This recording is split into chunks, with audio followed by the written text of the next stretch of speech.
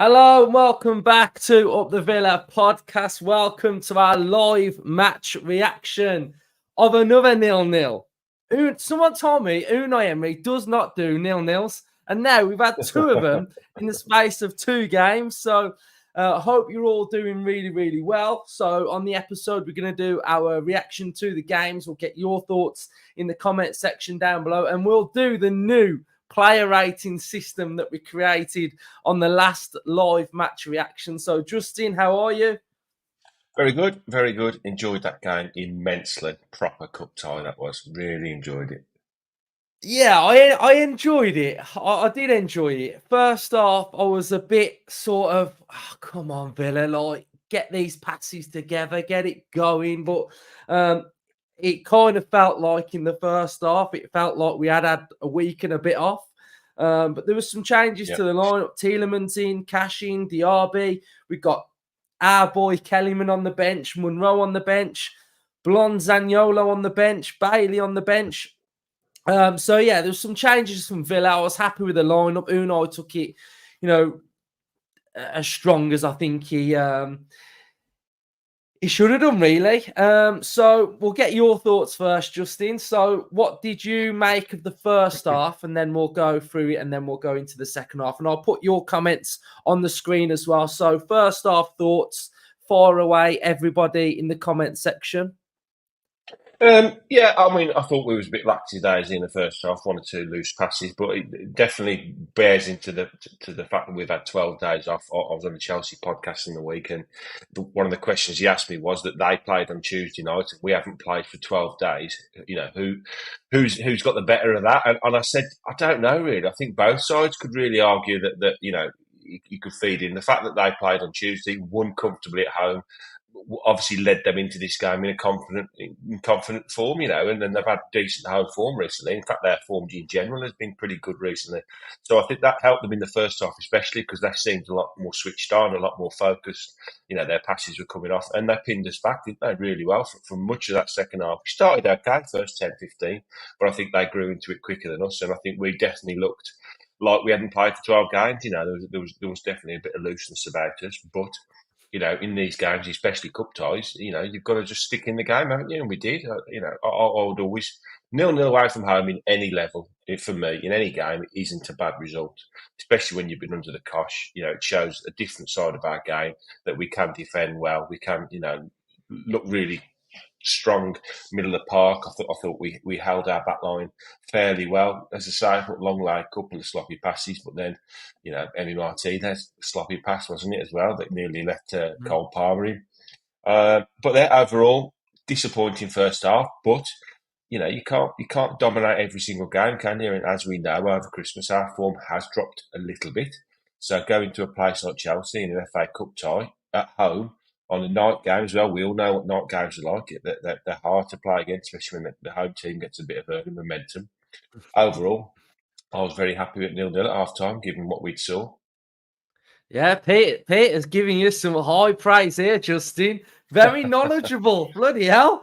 No, Thanks, Justin is very good. Have you paid him? Yeah, I'll drop you the $5 in the post, Pete.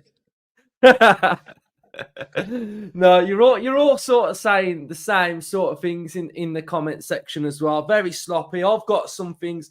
I felt like first half, especially in that first 15-20, the shape of our team looked quite good. We were compact, we were very organised. It felt like we were going to be rocking up there to do a little bit of a job on them. And then we scored that goal, didn't we? And it never felt like it was a goal to me. I just seen it going and I thought that something's iffy with this one. And then as soon as that went in, Chelsea started to grow into that game a little bit, didn't they? Madueke had a shot.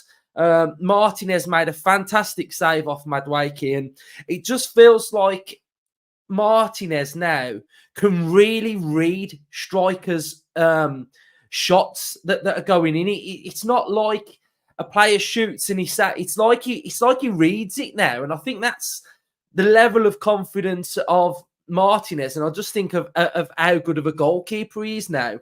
So he's sort of sensing it.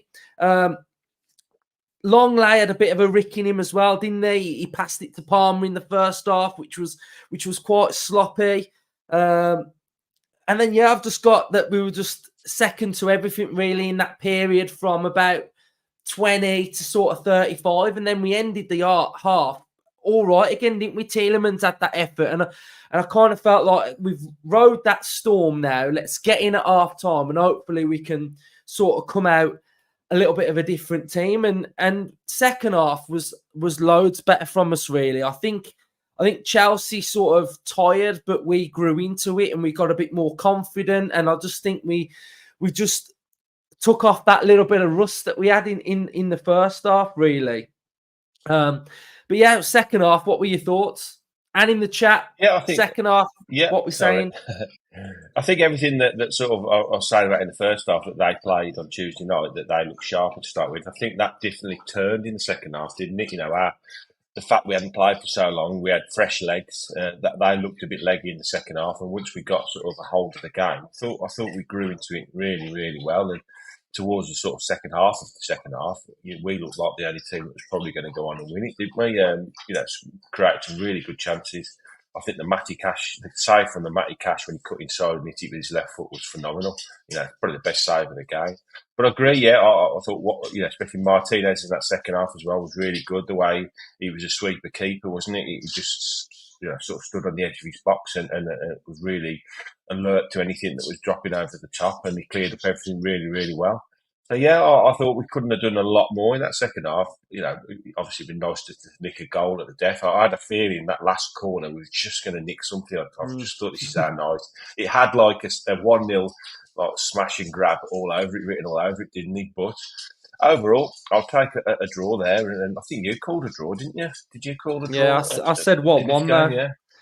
Yeah. So we take anyone at home, wouldn't we? So bring them back to Villa Park and let's get through to the next round.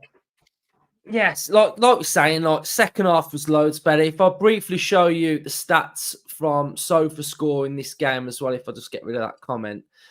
So you can see here that sort of first half, you've got 68% possession from Chelsea, Villa at 32%.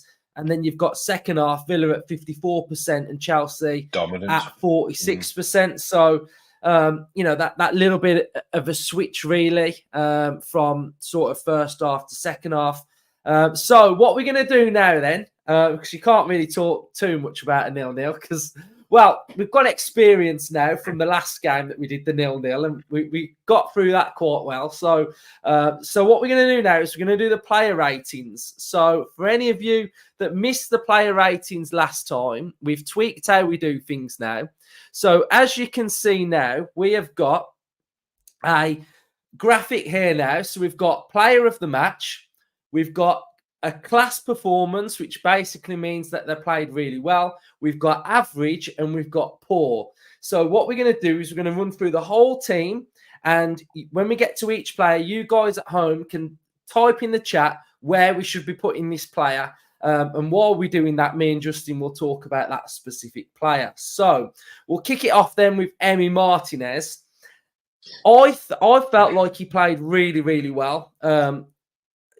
As an actual keeper in goal, reading of the game, coming out from the edge of his box. One thing that did annoy me a little bit was when he just kept booting it long. And I was kind of just like, that ball ain't stuck once. So why do we keep booting that ball forward and it just keeps coming straight back?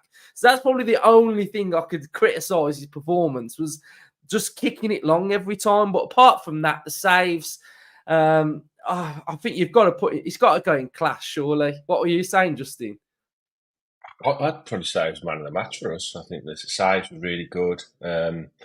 I think the way he swept up in the second half, if it had just been slightly deeper in his goal area, I think they could have nicked one or two off us. I know he sort of gifted, Conor Gallagher that chance, but he did really well to take the ball off him. Made 2 or 3 very good saves in the first half. I'm trying to think now. We might, we'll go through it all, but as it stands currently, I'd have Martinez as our player of the match.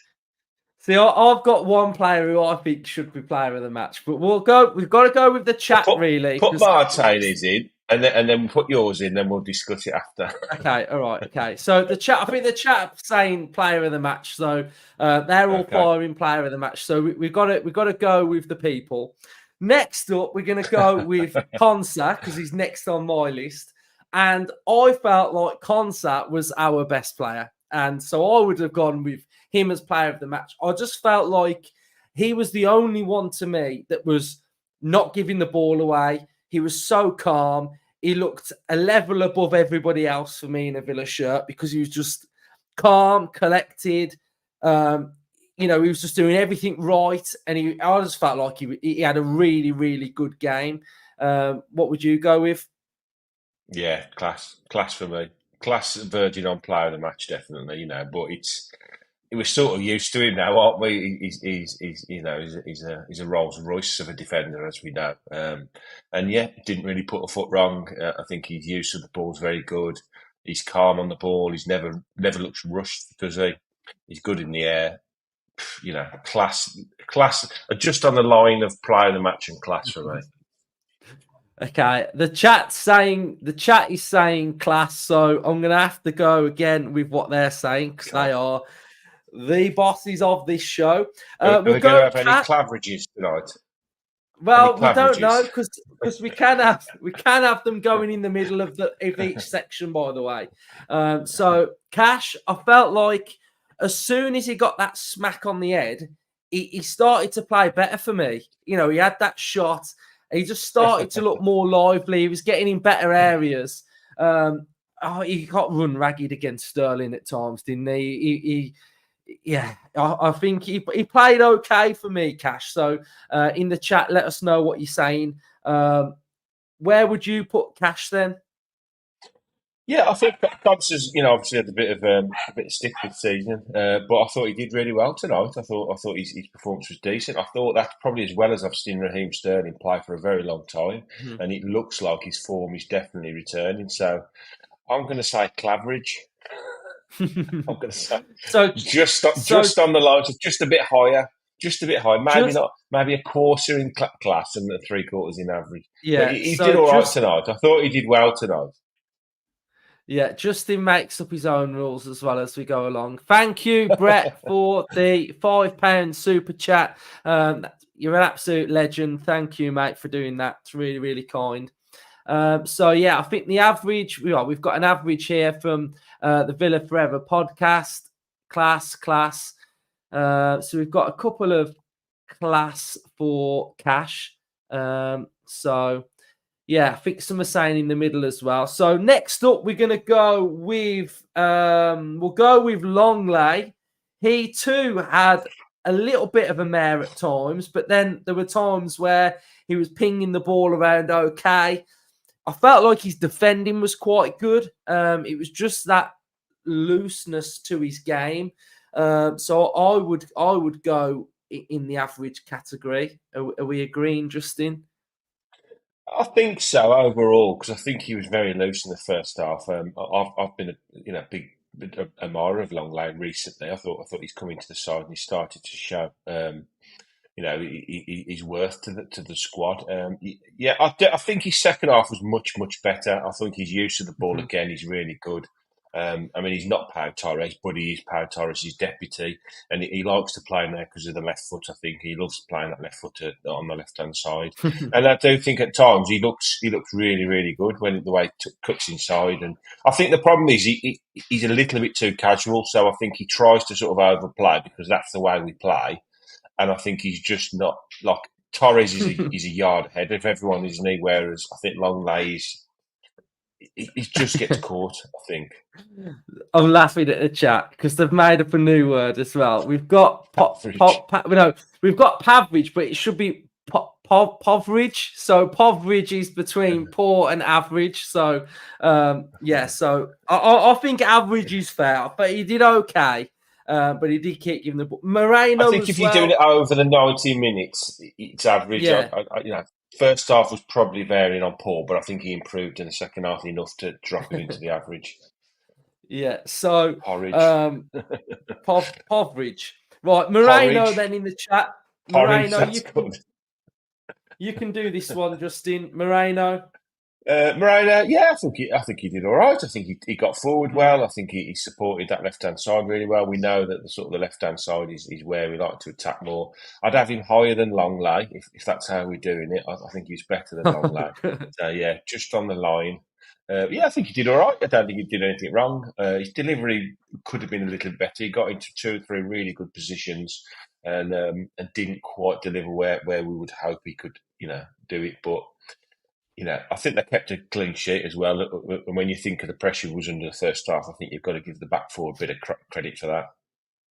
Yeah. We'll go Louise next then. I felt like as the game went on, we started to see Louise sort of going up a bit of a gear. He started to find a bit of space. He really upped that tempo for Villa, and I think that's what was needed at that time of the game. So if I had to put him in now, I'm going to go bidding half and half, I think. He wasn't at his best because obviously we're taking into consideration the first half, but second half was a bit more like it from Douglas Luiz. Would you agree with that? Yeah, I think so. If you look at the middle line, I think he's probably a 7 out of 10, isn't it? And that's where you want most of your players to be around, I think. So, Claveridge for Douglas Luiz. If anyone who's not watched this podcast before and thinking, what the hell are they going on about? What the hell are they talking about? Yeah, Kamara, I felt like he had an all right game, Kamara, didn't he? I'd say Very same similar to level. Louise, yeah. Yeah. He did give I that ball exactly away for agree. that one, but Yes. I felt like him and Louise sort of grew into it, and that they looked pretty strong. I think McGinn as well. He started to get. I think most players, as the game went on, started to get better and better, didn't they? I'd say the same about McGinn. It felt like with McGinn, he started to find his range, and the accuracy of his balls was sort of getting better and better from McGinn. So I think in the chat then where we putting McGinn, because I'm not sure where. Would you put him the same? Would you say the same? I think he was probably the best stat of the midfield four for me.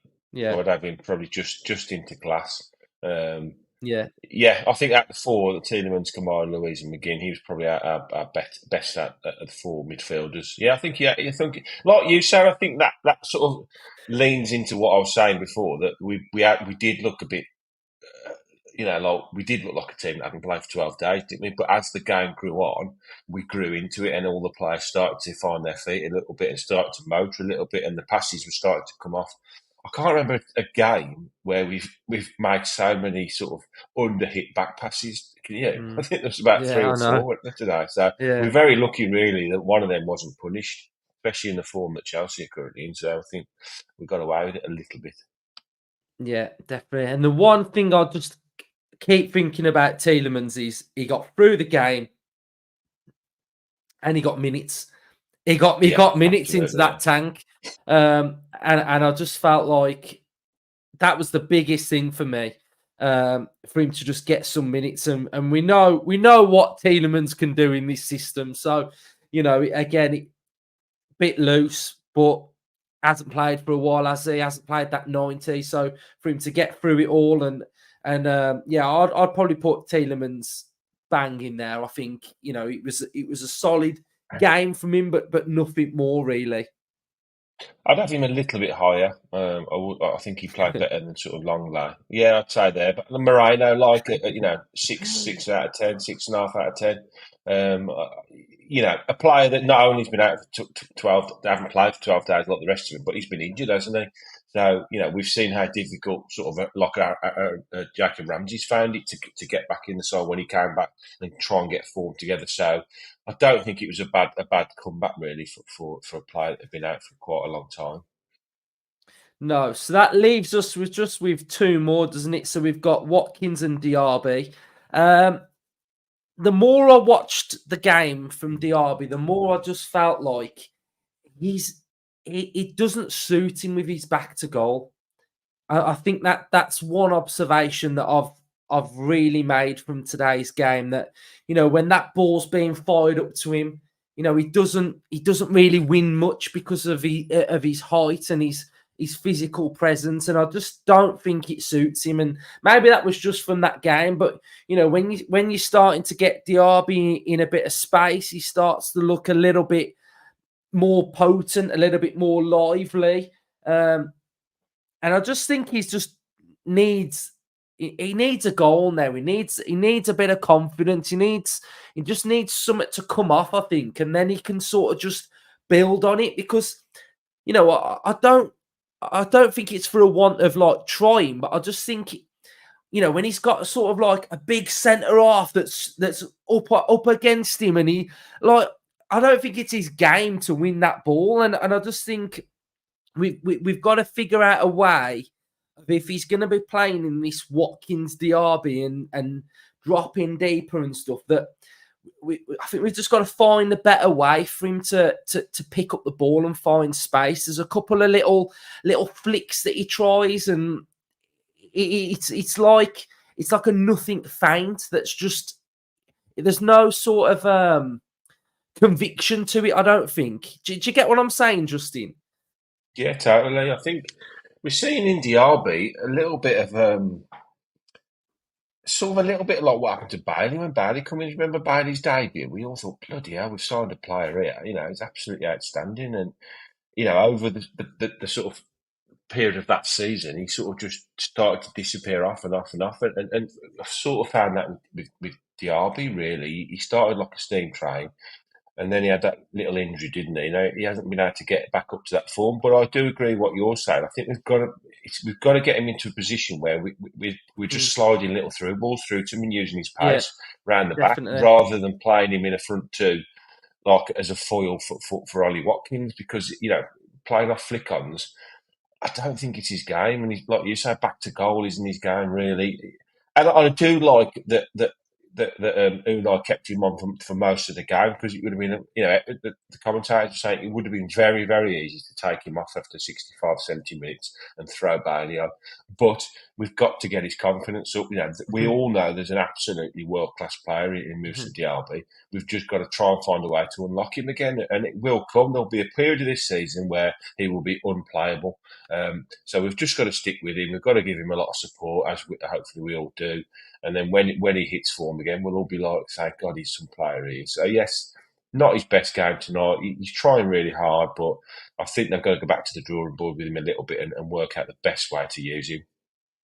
Yeah, I fully agree. And like us on here, we don't write players off really. So No. I just think it's a positional thing. I think when it clicks, it's going to be like free flowing football, really. So just got to find that right position, and I just don't really think this at the minute sort of suits his game. But on the other hand, I thought Watkins held the ball up really well. I thought that's a big thing from Watkins that I think's massively improved.